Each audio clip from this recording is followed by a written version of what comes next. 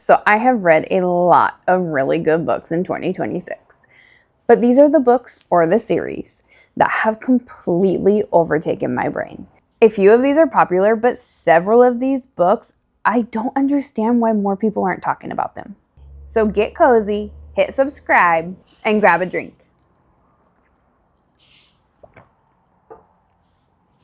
I am counting down from number 10 to number 1. And just so you know, the books near the top actually did damage to my sleep schedule. I literally would stay up all night reading them. So starting with number 10, The Poison Daughter. This is a standalone dark romantasy about a woman who has a poison kiss. She secretly uses this ability to punish abusive men, and she is unexpectedly forced into a marriage with the one man who's immune to her poison. So immediately we have a really complicated relationship, some vigilante justice, an arranged marriage, and enemies to lovers tension. What I love most about this book is that it was much darker and twistier than I expected. It felt a lot different from a lot of the romantasy books I was reading. It has this poison kiss magic that was really interesting, but the story gave me enough romance to keep me invested without making the entire plot secondary. And because it is a standalone, you actually get the complete story without immediately signing yourself up for another 5-book series. It's definitely one of my favorite hidden gems this year. I don't own the physical copy yet because the sprayed edge beautiful version comes out on the 18th, so I plan on grabbing that. All right, and number 9 is Direbound and Furybound all rolled into one. I read Direbound way back when and loved it, but I decided I needed to reread it before Furybound came up, and I think the reread was even better than the first time. The first book follows our FMC, who lives in a world where people are chosen to bond with really dangerous direwolves. Circumstances force her into this selection process where she's thrown into these brutal trials and training, and a world where failing could end in her death. There are lots of political secrets and deadly creatures and rivalries. It's a slow burn. It's very similar to Fourth Wing, but with direwolves. It's different. It's worth the read in its own right. But if you love that like fast-paced bonding with a mythical creature, it's definitely a great place to go. Number 8, I am grouping Shields of Sparrow and Rites of Starling together.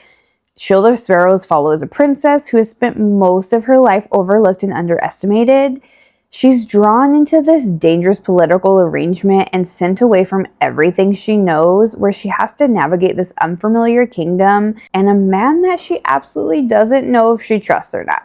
It's a slow burn, high stakes, enemies to romance with political intrigue, adventure, and a heroine who gradually begins realizing that she is so much more capable than everyone has always led her to believe. I reread Shield of Sparrows before Rites of Starling came out, and again, I love the first book. The reread was totally worth it. Now, with that, I will say Rites of Starling did start out a little slow for me. I wasn't quite sure where it was going.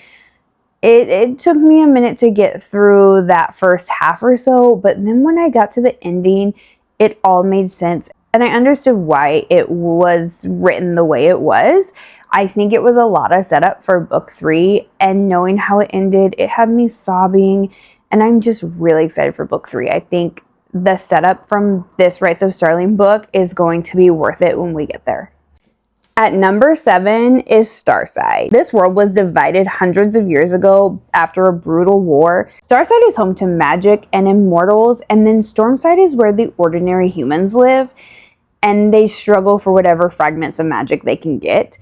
The story centers on this imbalance between the two sides and a world where the magic power is not simply inherited, but it can be claimed. It gave me the fantasy spectacle I wanted, but it also had enough character tension and romance to keep the story personal. It was one of those books that the deeper I got into it, the more invested I became, and I'm really excited for Stormside, book 2.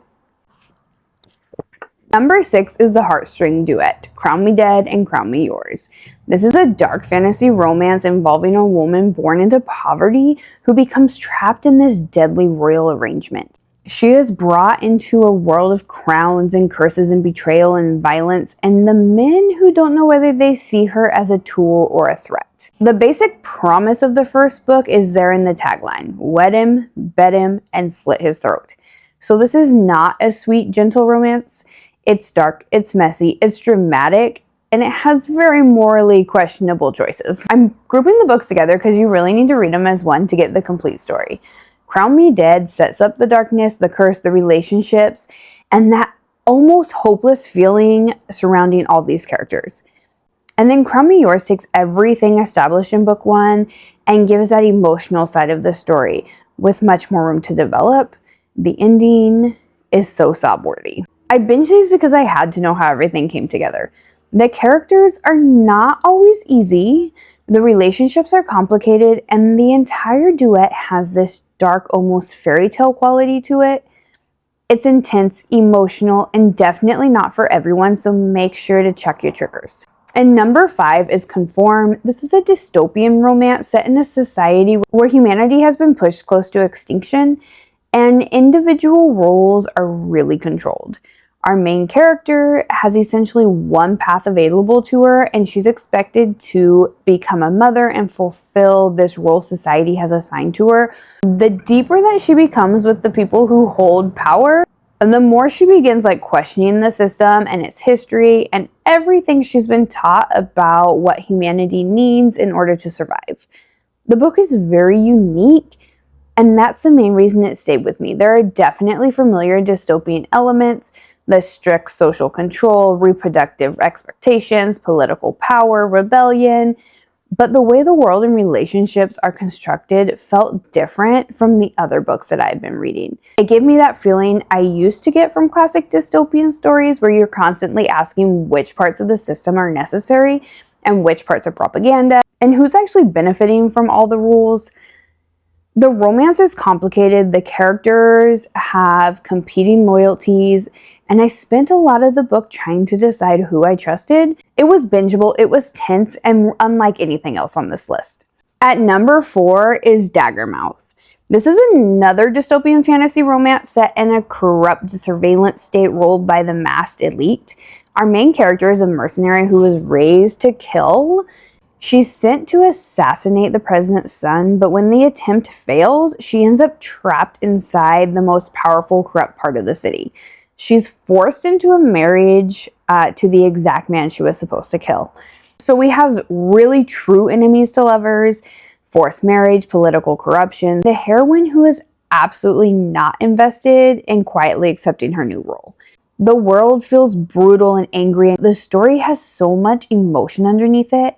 I love that the FMC was capable and furious and imperfect. I love the political themes, the class divide, and the way the romance becomes entangled into questions of power and survival. This is one of those books where the romance matters, but it also felt like something much bigger happening around the characters. There's so much feminine rage, rebellion, corruption, and the feeling that love itself can become a form of resistance. I still think about this book, and I am desperate for the sequel. At number 3, there's Shadowmire. And I need everyone to listen to me when I say that this book is worth your time. It is a dark academia romantasy that it has elemental magic, hidden agendas, dangerous secrets. The story takes place in an academy setting where the magic comes with consequences and where it quickly becomes clear that the people surrounding our heroine have major secrets. You have this atmosphere of a dark magical school, corrupted relationships, morally gray characters, and enough romantic tension to make every interaction feel a little dangerous. This was her debut novel, and it just feels unbelievable because it has to be one of the best debuts I have ever read. I cannot believe this is her first book. The atmosphere worked, the magic worked, the pacing worked, the characters immediately had me invested. And yes, there is a shadow daddy. I read this book in basically one sitting. This is exactly why I love finding indie authors and hidden gems, because every once in a while you discover a book before everyone starts talking about it, and you just know it has the potential to be huge. At number 2, and dangerously close to number 1, is Web of Vows and Vengeance and Vows of Blood and Deception. This series follows our FMC, who's a young woman whose life becomes tangled in this dangerous tournament with divine power and betrayal and revenge. It is a slow burn enemies to lovers romance with dangerous trials, magic, political schemes, and a group of characters who became one of my favorite families. The first book hooked me, and the second book made me completely obsessed. House of Blood and Deception takes our FMC out of the dangerous tournament and turns the story into a much larger adventure. The world expands, the stakes rise, and we get to see more of these characters that aren't just trying to survive the initial competition. I love the quest aspect of this, and I love the traveling, the challenges, the way the relationships deepened along the way. As Rose's character development was one of my favorite parts. She's still dealing with everything she has learned and everything that has been taken from her, but she's also becoming stronger and more certain of what she's willing to fight for. I stayed awake literally all night reading these. I kept telling myself I would stop at the next chapter, but suddenly it was just over and morning time. The romance, the adventure, the betrayals, and the characters just all worked for me.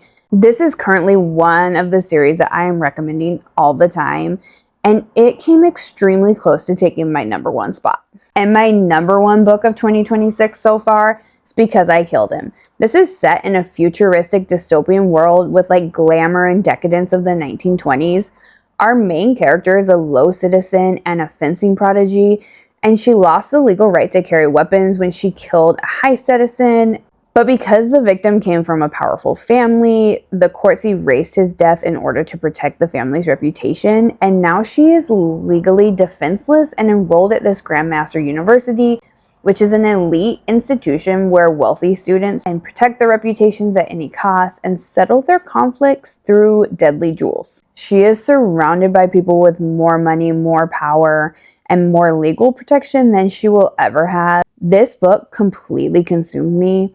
I literally stayed awake all night reading it. The world is futuristic, but it also has this like Jazz Age, Great Gatsby style atmosphere. It felt bright and glamorous and decadent on the surface, but underneath was deeply corrupt and incredibly dangerous. I like to say that it reminds me a little bit of a mix between the Jetsons and Bridgerton. If you know, you know. I loved Lordana because she is not the perfect heroine. She's angry and complicated, traumatized, but also capable and just trying to survive in a system that's designed to make people like her fail. The mystery unravels slowly, and the relationships are really morally complicated. Every character seems to be hiding something.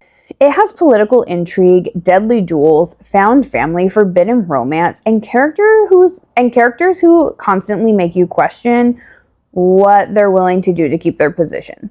And the romance absolutely destroyed me. This is one of those books I finished and immediately wanted to start talking to everyone about it. I could not stop thinking about the characters or the world, and I just needed everyone else to pick it up and read it. Out of everything I've read so far this year, this book is the one I would love to convince everyone to pick up and read. All right, those are my top 10 Romantasy books of 2026 so far. And honestly, narrowing this down was really hard. It's been a really good reading year for me. But these are the books that like kept me awake all night. It was just one more chapter until it was 2 or 3 in the morning. Now I need to know, what is your number one book of 2026? Tell me in the comments because I need more 5-star reads all the time. And apparently I don't value sleep. And if you love romantasy, dystopian romance, Kindle Unlimited gems, and book recommendations, make sure you hit subscribe.